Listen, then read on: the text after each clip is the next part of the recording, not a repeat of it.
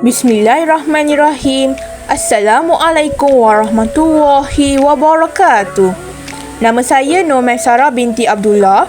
Nombor matrik saya D23-10401.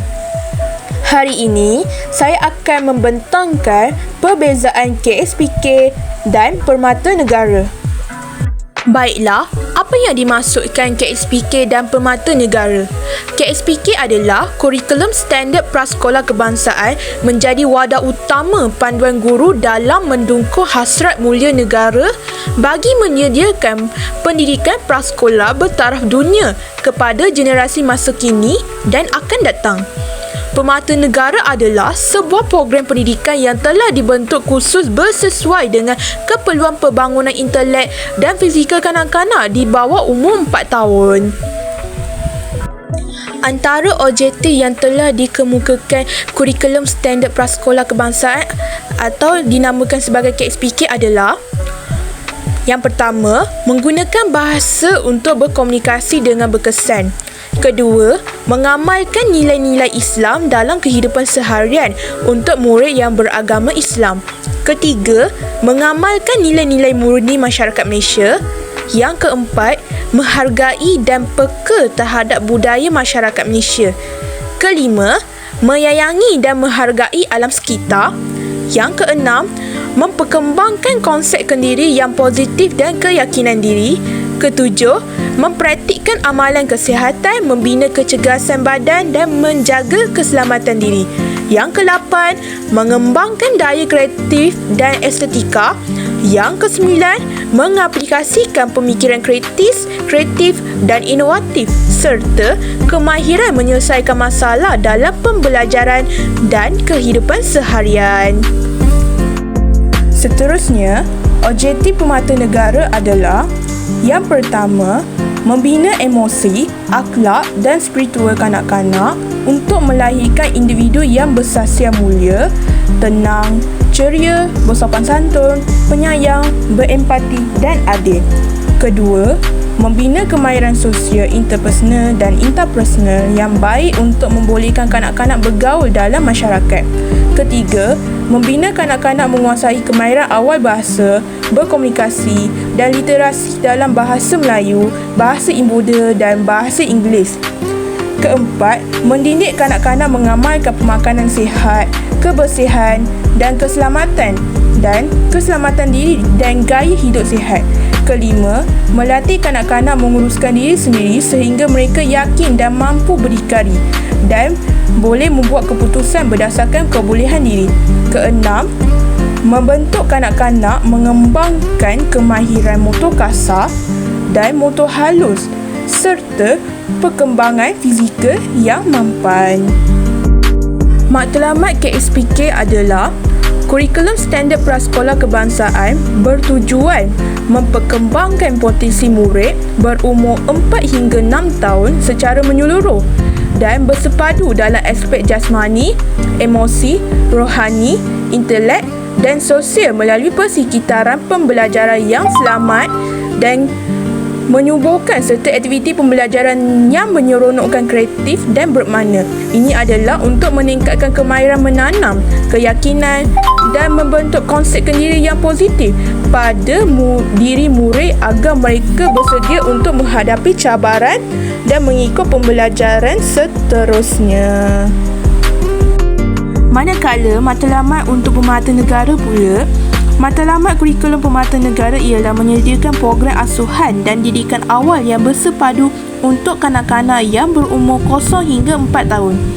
Selain itu, kurikulum ini juga menyediakan peluang kepada kanak-kanak untuk mendapatkan pengalaman pembelajaran awal yang berkualiti untuk melahirkan modal insan negara yang mempunyai sahsiah mulia, kerohanian yang mantap, kecerdasan intelek yang tinggi, menghargai kepelbagaian budaya, patriotik dan mengamalkan gaya hidup sihat. Bidang pembelajaran terdapat 6 tunjang yang ada dalam KSPK adalah: tunjang komunikasi yang menekankan kepada kemahiran berbahasa secara lisan dan bukan lisan semasa berinteraksi.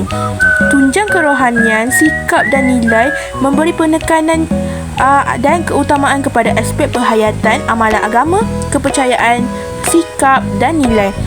Tunjang Tunjang kemanusiaan menekankan kepada penguasaan ilmu dan amalan tentang kemasyarakatan dan alam sekitar setempat, negara dan global serta penghayatan semangat patriotisme dan perpaduan. Tunjang keterampilan diri memberi penekanan kepada perkembangan sosial emosi dan pembinaan kemahiran berinteraksi serta kemahiran sosial dalam kalangan murid. Tunjang perkembangan fizikal dan estetika pula menekankan perkembangan jasmani dan kesihatan untuk kesejahteraan diri serta pemupukan daya imajinasi, kreativiti, bakat, ekspresi terhadap karya seni dalam kalangan murid. Tunjang sains dan teknologi juga memberi penekanan kepada pengetahuan sains, kemahiran dan sikap saintifik serta pengetahuan dan kemahiran matematik. Manakala dalam bidang pembelajaran, terdapat 6 perkembangan dalam pemata negara adalah perkembangan sasial, sosial emosi dan kerohanian yang dapat membina sasial kanak-kanak supaya mereka membesar menjadi insan yang akan memilih jalan kehidupan yang sihat dan mulia. Perkembangan bahasa, komunikasi dan literasi awal untuk meningkatkan kemahiran berbahasa dan komunikasi kanak-kanak. Perkembangan awal matematik dan pemikiran logik dapat memperkembangkan kemahiran awal matematik dan pemikiran logik kanak-kanak. Perkembangan diri dan pemahaman dunia persekitaran yang dapat membina kemahiran penggunaan diri secara menyeluruh. Perkembangan fizikal dan psikomotor dapat mengembangkan kemahiran fizikal dan psikomotor kanak-kanak yang boleh mengawal anggota tubuh badan dengan berkesan. Perkembangan kreativiti dan estetika juga dapat mengembangkan keupayaan mereka dan mengimajinasi dan memproses bahan dan sumber untuk menghasilkan sesuatu yang baru. Terdapat 2 akta yang ada dalam pendidikan awal kanak-kanak iaitu Akta KSPK dan Akta Pemata Negara. Akta KSPK adalah Akta Pendidikan 1996, Akta 550. Akta Pendidikan 1996 adalah salah satu program tadika dalam pendidikan bagi murid yang berumur 4 hingga 6 tahun. Akta ini menyatakan bahawa bahasa kebangsaan sebagai bahasa pengantar utama di Malaysia. Selain bahasa kebangsaan, dikira juga bahasa pengantar. Bahasa kebangsaan perlu ditekankan sebagai mata pelajaran wajib. Pemata Negara Akta Taman Asuhan Kanak-kanak 1984. Akta Taman Asuhan Kanak-kanak bertujuan untuk mengadakan peruntukan bagi pendaftaran pemeriksaan dan penguatkuasaan ke atas taska dan demi kesejahteraan, keselamatan dan perkembangan menyeluruh kanak-kanak yang diutamakan.